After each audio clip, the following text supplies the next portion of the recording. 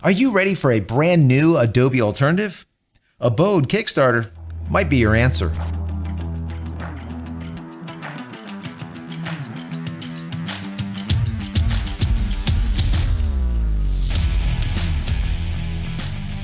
Hey everybody, welcome back to the channel. Thank you so much once again joining me for tea time. Today we have a little bit of fireside.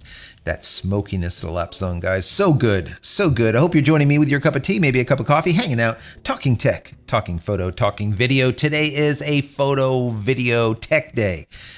It is an Adobe alternative day. And you know I am the Life After Adobe cutting the cord guy, right? A lot of you guys came aboard this channel because of this, right? Life After Adobe. And about 4 years ago, if you don't know it, I created this series. And this series was let's say a documentation of me moving away from Adobe, literally deleting every single Adobe package from all of our servers, thousands and thousands and thousands of dollars of suites, and going to alternatives. And I did this live with you guys, and I showed you which alternatives I was testing out and how they compared, and which ones I ended up using as direct alternatives to Adobe as a professional. Now, most schools you go to will say that that is absolutely impossible. If you are a creative, today you need to use Adobe. And if you're not, you're missing the boat and you're not going to be able to make money. And that is complete bullshit. All right. And that's why I created this Life After Adobe Cutting the Cord series. Well, there's a new Adobe alternative out there, and I want to bring that to your attention because I was reading an article over on Petapixel and it was really interesting. It really hits home, or my abode. Pardon the pun. The software is called Abode. It is going to be an Abode suite. Basically, it is a direct alternative to Adobe Suite. So not only do I want to bring this to your attention as something that you might be interested in, but also a little bit of a PSA to the folks over there at Abode. And this will be from firsthand experience, whereas I was sued for $55 million. We hold the world ransom for $100 billion by a very large corporation. Now, I'm not going to get into all of the details, but I'm going to bring a lot of this up during this video. So stay tuned. Before the end, I will tell you all about this, or as much as I can. So let me start out by saying that if you haven't downloaded any of my ebooks as of yet, go check them out. Go over to jchristina.com/books. Also, please consider subscribing, throwing this video a thumbs up, clicking this little button over here for notifications, do all of those things. Also, if you're looking for a VPN or faster internet speeds or better reliability, check out Speedify. It is absolutely awesome. I've been using it for the last 2 months. Matter of fact, I use it for every one of my live broadcasts when I do JC Live on Friday nights. Matter of fact, tonight, join us at 8:30. We can talk about this video or a past video or whatever you would like to talk about. Once again, at 8:30 on Friday nights. Speedify not only provides redundancy, but also 256-bit encryption and all the rest of the stuff that you get with VPNs. So if you want to check them out, use promo code JChristina at checkout. You'll get 20% off. If you just want to click on something down below in the pinned comment as well as the description, I will put a link. The link is jchristina.com/speed. Once again, jchristina.com/speed, and you will automatically get that 20%. So anyways, let's get to this. The article begins by saying, British artist Stuart Semple has organized an amazingly passionate team of geeks to attack corporate overlords. In Semple's view, that overlord is Adobe, and the solution is Abode, a new Kickstarter project designed to build apps to compete against Adobe. So what exactly is this Abode? It says, Semple describes Abode as, quote, a new home for your creativity. The Abode project will rely on a team of geeks to build a brand new suite of world-class design and photography tools, which Semple admits has an uncanny similarity to the tools that longtime Adobe Creative Cloud users have been indoctrinated in. Now, I've said this indoctrination that happens with schools, but I'll get into that before the end of this video.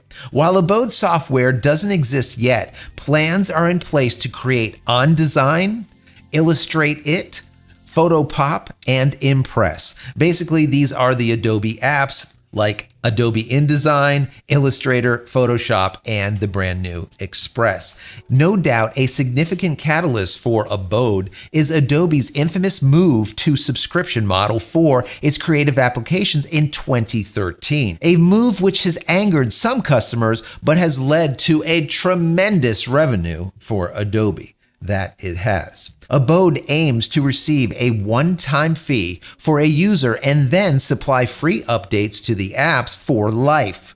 Abode's suite of apps will be compatible with Mac OS, iOS, Windows, and Android devices. That's very interesting that they're putting Android into the mix here. If you don't know, Semple is the guy that went against Anish Kapoor, a creator of the well-known CloudGate in Chicago. It's also known as the Bean. Matter of fact, maybe I'll bring that up on the screen. It's that bean that you have seen. Bean that you've seen. Yeah, that bean. It's a reflective bean. He has also fought against Kapoor about the Vanta Black. If you don't know what Vanta Black is, it's basically the purest black or the most non-reflective black. The blackest black is what it's called. And Kapoor basically licensed this black and says no one's allowed to use it besides him, or they have to pay him a licensing fee to be able to use this Vanta Black, the blackest black. So Semple created what he calls the pinkest pink. And you can buy this pinkest pink on his website. And matter of fact, there's a notation if you go there to go and buy it and you put it into your cart. Before you check out, it says, note, by adding this product to your cart, you confirm that you are not Anish Kapoor. You are in no way affiliated with Anish Kapoor. And you are not purchasing the item on behalf of Anish Kapoor or an associate of Anish Kapoor. To the best of your knowledge, information, and belief, this paint will not make its way into the hands of Anish Kapoor. I love that. So he is kind of like this satirist, I guess. He is one of these people that just absolutely loves parody. So the question is this product a parody?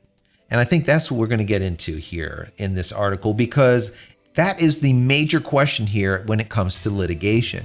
So the article continues by saying, while Abode draws heavy inspiration from Adobe for its branding and proposed product design, it appears to veer from parody insofar as it is a commercial enterprise. And this is a problem. So they bring up here in the article, which is very important, a very important detail. It says, Cornell Law School's Legal Information Institute provides parody as follows. A parody takes a piece of creative work, such as art, literature, or film, and imitates it in an exaggerated comedic fashion. Parody often serves as criticism or commentary on the original work, the artist who created it, or something otherwise connected to the work. In the United States, parody is protected by the First Amendment as a form of expression. However, since parodies rely heavily on the original work, parodists rely on the fair use exemption to combat claims of copyright infringement. The fair use expression is governed by Section 107 of the Copyright Act. 1. The purpose and character of use. 2. The nature of the original work. 3. The amount of substantiality of the original work's use. And 4. The effect on the market value of the original work. Generally, courts are more likely to find a parody qualifies as fair use if its purpose is to serve a social commentary and not for purely commercial gain. And I think that is one of the problems here, is this project is going to be for commercial gain, right? It is going to be a direct alternative to Adobe product or Adobe Suite, and they are going to receive funding or monies to create it. So this is going to be an issue. Now it continues with a few quotes from the creator. It says, in the section of the Kickstarter campaign, Semple talks about the money side. Quote, to make amazing world-class software costs money. There is no point doing this unless it's really, really good. The geeks are being extremely generous, but they need to be paid. So your pledge is going to be used to make sure that they can live whilst they work. Now it continues by saying he also expresses the hope that eventually public release of Abode will be affordable to most people, less than $150 for a lifetime license. This is a one-time license. You don't need to buy and keep buying and rent and continue to pay rent like you do with Adobe. And you pay in perpetuity. You never stop paying for the life of the software. And when you stop paying, guess what? You own nothing. You have no software. You can no longer create because you can't buy it like you used to be able to buy the suites way back in the day when I used to buy the suites for all the different servers, thousands and thousands and thousands of dollars per year. I digress. The article continues, whether Abode is a for-profit venture under the guise of satire will be an interesting question that a court will need to consider. Semple has said, quote, for a long time he owned the software he used. Sadly, that is a thing of the past. Now we must rent our tools. And that is absolutely the case. They point out that the developers of DxO as well as Affinity do have still a one-time purchase license. And these are alternatives to Adobe already. So this software, Abode, will be not only going against Adobe, they're going to be going against the likes of Affinity. And matter of fact, Affinity is one of the softwares that I use continuously, daily as a professional. Now, they did also point out that Capture One is the exact opposite. They ended up going down the exact same path as Adobe did. They originally had a perpetual license that you purchased for $150, $200, $300, whatever it was, and then you owned it in perpetuity. The problem is they once again went down that path as Adobe and has turned it into a rental model. So now, even with Capture One, you're renting the software. You own nothing. So like I said at the very beginning, this really hit home, or my abode, so to speak. And the reason being is I was sued for $55 million. This was over a decade ago. And this lawsuit was levied by a massive corporation, billions and billions and billions of dollars in their coffer. And even though it was 100% bullshit, it had to do with IP, or intellectual property. And if you don't know it, just like what they're going to find out soon, IP attorneys are expensive. Very expensive. Anywhere from $300 to $600 per hour. Not per day, per week, per hour. $300 to $600 per hour. And I had to have multiple of them. One in Florida, one in Texas, one in California. You get the point. I ended up spending my entire life savings fighting this. Why? Because I'm not that guy that goes soft side up, right? Belly up, so to speak. I am not that guy. And they found that out. While I did have to spend every single dime I had to my name, I was the only, according to my attorney that I just spoke to the other day, thank you if you're listening for that, I was the only person to his knowledge to ever have litigation befell them and not have a judgment cast against them. Me. Now, we had to go against Harvard, Yale, all of these major attorneys over in California, big wigs. And they even said from the very beginning, don't even bother fighting. This company has so much money, there's no way for you to win. Just take the judgment and be on with your day kind of thing.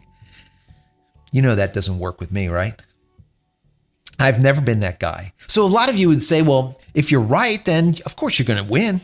That is absolutely 100% too. Because in the court of law in the United States, it doesn't matter if you're right. An attorney once told me when I was in California, guess what? Anyone can sue a ham sandwich in the US. And I'm like, what the hell does that mean, sue a ham sandwich? What that means is you can bring a lawsuit against anyone. It doesn't matter if it's frivolous. It doesn't matter if it has merit. It doesn't matter if you're right or wrong. You could bring a lawsuit against anything or anyone. And the problem is that other party has to prove innocence. And when you think that you are innocent until proven guilty, that is also bullshit when it comes to corporate law and IP law. You are innocent when you prove yourself innocent. And if you can't, you're guilty. And those are the facts, the sad facts. So how exactly do they do this? How do they make you spend all of your money, go bankrupt? How do they do this? How do they end up winning? Well, what they do is they put in motion upon motion upon motion, upon request, upon request, upon request. And what happens is all of your attorneys have to now answer all of those motions and requests and all the rest of the stuff. And that costs thousands upon thousands upon thousands of dollars. Why? Because it takes a ton of hours to do, right? And they know this. So that's what they do. So even if they're wrong, they stall, install, and delay and delay and delay and request and request and request until you're bankrupt. So what they found out is that didn't happen with me. They ended up getting no judgment because I was not going to die with a judgment on my head so my kids could look at me as some type of criminal when I did nothing, right? But not everyone has the means or resources to be able to fight these people, especially when they have billions of dollars in their coffers and you don't. So this is kind of like a PSA to the folks over there at Abode, all right? If you want, ring me. I'll tell you more.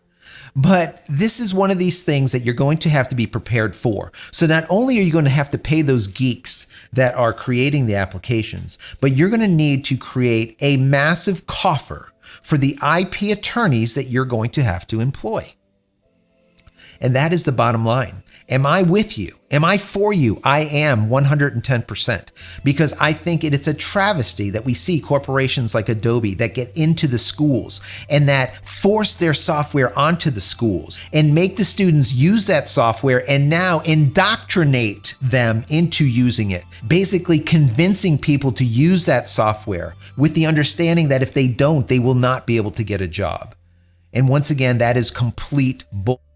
Because in the last 4 years that I created that Life After Adobe Cutting the Cord series and went 100% Adobe free, I've been a professional. And I've been using a ton of alternatives, and I've talked to you guys about it in the past. Matter of fact, I'll put a link over here. Go check out that series. There is a ton of great information over there. Anyways, guys, I want to know your thoughts about this. Is this something that you're interested in? Are you currently paying Adobe in perpetuity? How much money have you paid Adobe over the last year, 2 years, 5 years, 10 years? How much money? Remember, Adobe started this back in like 2012, somewhere around there. So you're looking at over a decade, they've been making a ton of money on the backs of us creatives. It's sad. I mean, it reminds me of my car. When I go inside my car, there is Sirius radio in there. It's automatically put in by Ford. Well, every time I go into the car, it sources over to Sirius every single time, and I start listening to Sirius radio. And since I don't own Sirius, I listen to their advertisements. So this car is my car that I bought, but it's basically like a billboard. I'm listening to them all the time, and then I have to switch sources to AM, FM, or whatever to be able to hear something else. But every time I turn on the car, it immediately goes to Sirius. Very annoying. Should be illegal.